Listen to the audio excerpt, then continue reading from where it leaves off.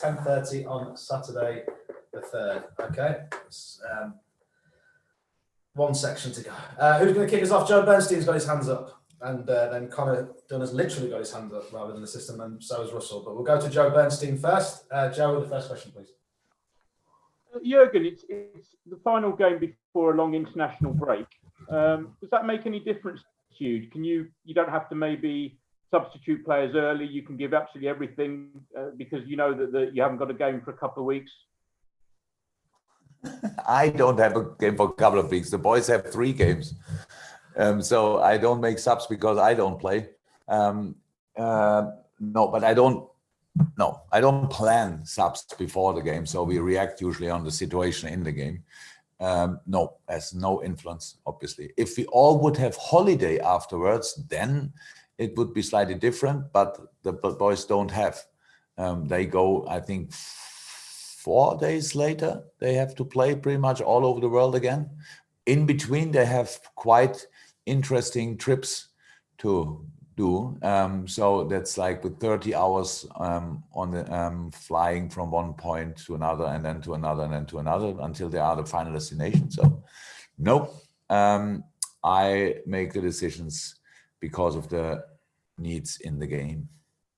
Fantastic. Simon Mullock with the next question, then we'll go to Connor Dunn and then Russell. Simon. Hi, Jurgen. Sir Alex Ferguson used to say that after he'd won a title with Manchester United, when they returned for pre-season, he would look into the eyes of his players and see whether that same hunger was still there. I mean, Liverpool's intensity over the opening match of the season has been incredible. Obviously, you work with the players every day. Is that hunger and intensity, is that still the same as it was this time last season?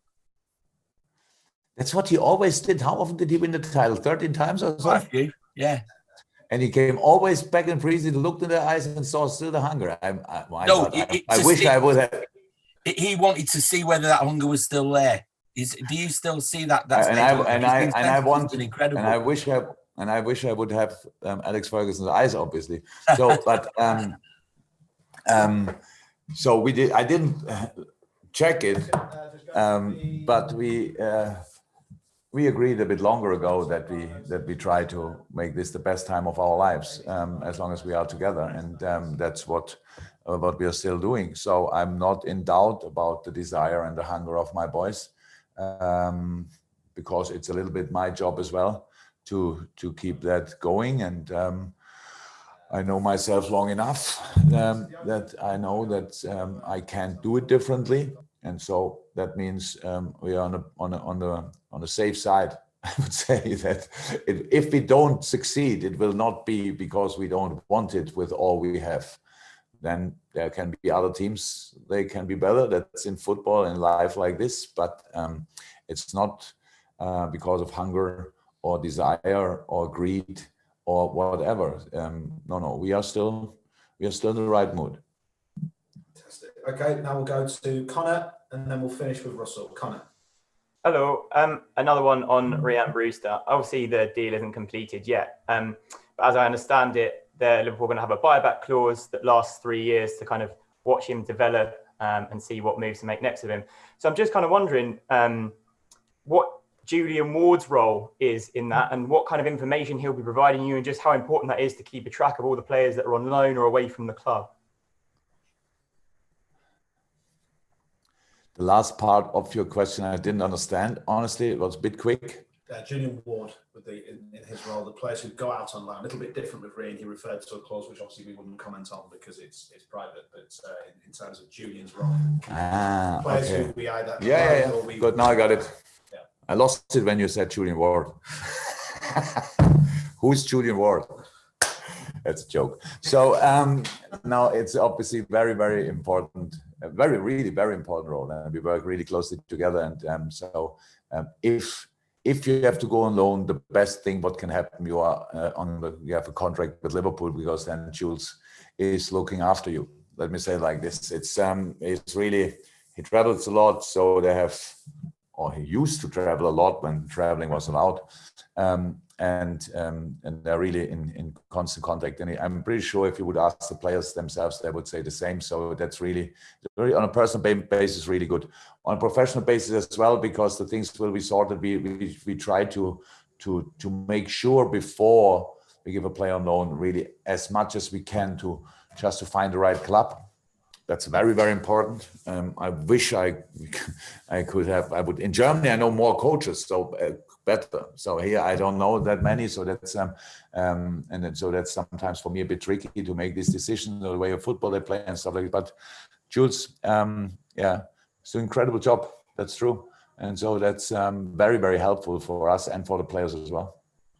Fantastic. Thank you, Connor. And bringing the festivities to an end is Russell Stoddart with the final question of this particular section. Russell. Hi, Jurgen. I think a lot of people might have been surprised to see Virgil playing in the Carabao Cup with such demands that we've got, the hectic schedule we've got this season.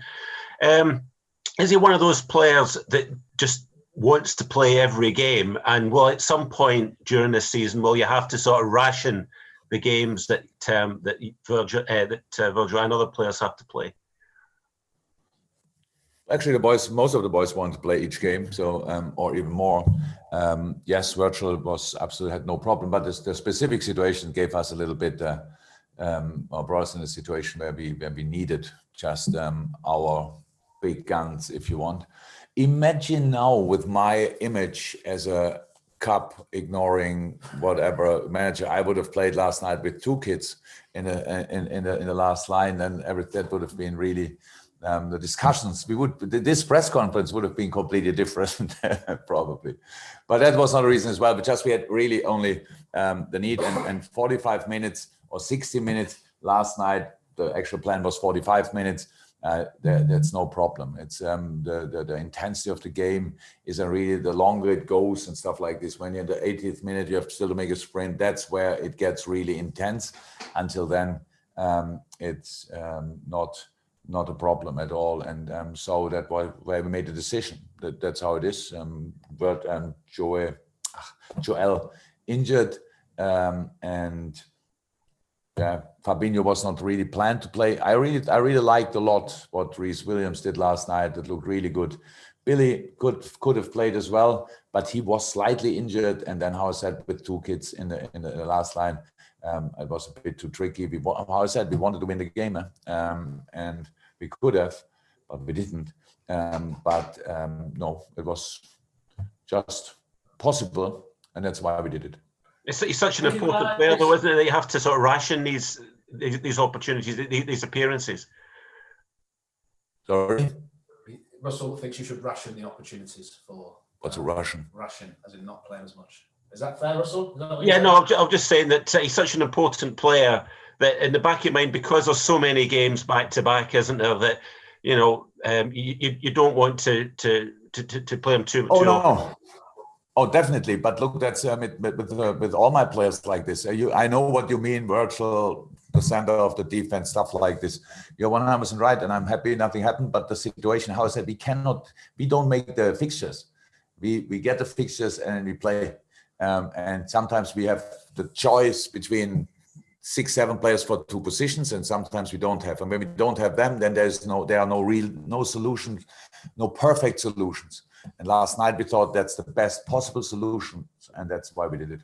Okay. Thank you. Thank you, everyone. That concludes. Thank you. And this press conference will be available on DVD for Christmas for anyone who would like to buy it for their letters. See you later. Bye.